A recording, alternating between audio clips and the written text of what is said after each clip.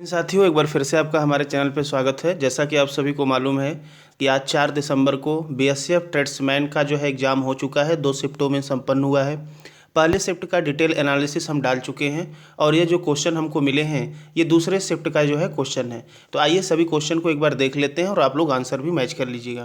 पहला क्वेश्चन ये पूछा गया था कि तात्या टोपे की मृत्यु कब हुई थी। यहाँ पर मृत्यु पूछा गया था आपसे। तो देखिए, तात्या टोपे की बात करें तो इनका जन्म 1814 में और मृत्यु 1859 में हुई थी। यह भारत के प्रथम स्वाधीनता संग्राम के एक प्रमुख सेनानायक थे।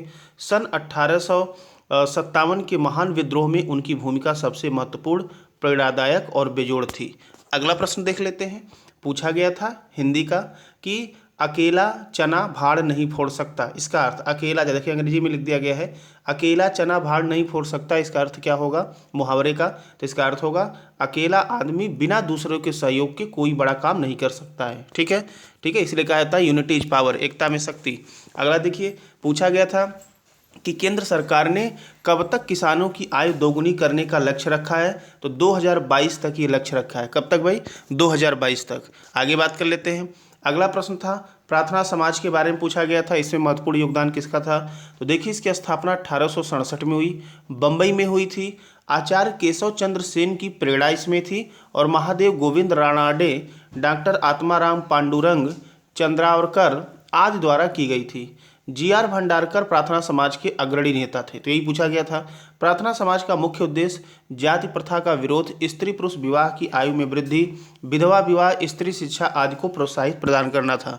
ठीक है, अगला प्रश्न पूछा गया था कि सबसे अधिक द्वीपों से मिलकर कौन सा द्वीप समूह बना है। तो देखिए, लक्षद्वीप इसका आंसर होगा।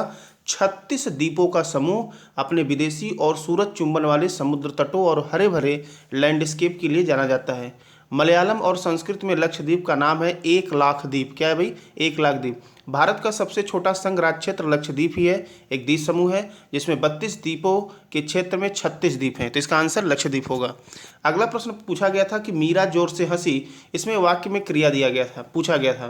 तो यहाँ पर हंसना जो है यह एक अकर्मक क्रिया होता है, सकर्मक नहीं, अकर्मक। तो इसका सही आंसर हो जाएगा अकर्मक क्रिया। अगले प्रश्न की बात कर लेते हैं। पूछा गया था कि हिंदी जो है किसकी उत्पत्ति हुई है, हिंदी की उत्पत्ति किससे हुई है।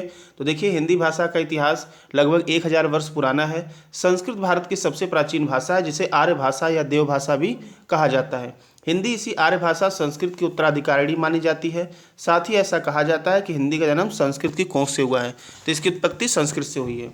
अगला पूछा गया था कि नंद वंश का प्रथम शासक कौन था।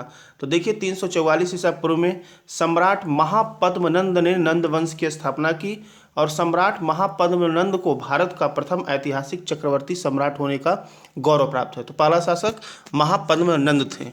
अगला प्रश्न पूछा गया था कि राष्ट्रपति का कार्यकाल कितने वर्ष का होता है। तो ये 5 वर्ष के होता है और इनके बिना हस्ताक्षर के कोई कानून नहीं बन सकता है। अगला प्रश्न, तो इतने हमको प्रश्न मिले थे। बाकी और जो भी डिटेल हिंदी रीजनिंग मैथ के मिलते हैं हम जस्ट जल्दी ही आपके सामने लेकर आते हैं। तब तक के लिए धन्यवाद। आप इसको शेयर करें और चैनल को सब्सक्राइब करके रखें।